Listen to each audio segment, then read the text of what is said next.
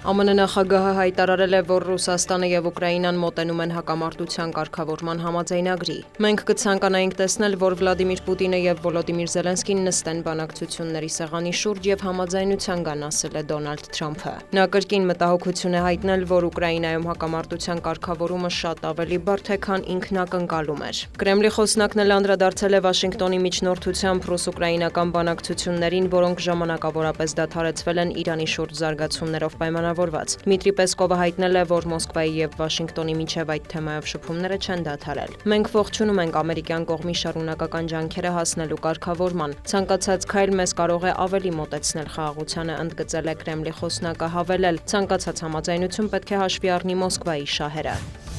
Հունգարիայի վարչապետը հայտարարել է, որ Բուդապեշտը դադարեցնում է Ուկրաինա գազի մատակարարումները Դրուժբա խողովակաշարով ռուսական նավթի տարանցման սահմանափակման պատճառով։ Այդ գազը կմնա Հունգարիայում, կպաշտպանենք մեր էներգետիկ անվտանգությունը, կկառավարենք բենզինի գները եւ կնվազեցնենք գազի սակագները, ասել է Վիկտոր Օրբանը։ Ավելի վաղ Եվրամիությունն Ուկրաինային ֆինանսական եւ տեխնիկական աջակցություն էր առաջարկել Դրուժբայով Հունգարիա եւ Սլովակիա ռուսական նավթի մատակարարումները վերականգնելու համար։ Կիևը համաձայնել է, Վոլոդիմիր Զելենսկին հայտնել է, որ ռուսական հարվածներից վնասված Դրուժբա նավթամուղով տարանցման վերականգնման համար կպահանջվի մոտ 1.5 ամիս։ Հունգարիայի եւ Սլովակիայի ղեկավարները Դրուժբայով տարանցման սահմանափակումը համարում են Կիևում քաղաքական դրդապատճառներով պայմանավորված որոշում, այլ ոչ ռուսական հարվածների հետևանք։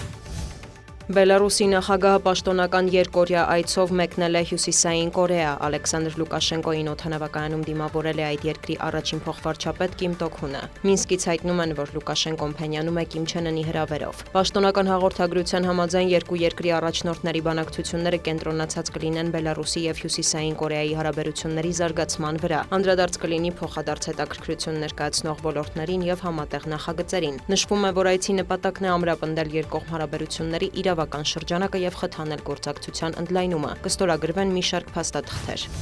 Դանիայում խորհրդարանական ընտրություններ են անցել, հաղթել է վարչապետ Մետե Ֆրեդերիկսենի գլխավորած սոցիալ-դեմոկրատական կուսակցությունը հավաքելով ձայների 21.8%-ը։ Սա կուսակցության ամենավատ արդյունքն է վերջին ավելի քան 120 տարվա ընթացքում։ Սոցիալիստական ժողովրդական կուսակցությունը հավաքել է ձայների 11.6%-ը, իսկ Վենստրե կուսակցությունը 10.1%-ը։ Մյուս կուսակցությունները ստացել են 10%-ից պակաս ձայներ։ Այսպիսով ոչ ձախակենտրոն Կարմիր բլոկին, ոչ էլ աջակենտրոն Կապույտ բլոկին չի հաջողվել մեծամասնություն ապահովել խորհրդարանում։ Առաջիկա շաբաթներին կոալիցիոն կառավարություն ձևավորելու հարցով բանակցություններ կանցկացվեն։ Ֆրեդերիկսենն արդեն հայտարարել է, որ պատրաստ է շարունակել պաշտոնավարումը, սակայն նա ընդունել է, որ նոր կառավարության ձևավորման գործընթացը բարդ կլինի։ Դիանա Գասպարյան, լուրեր։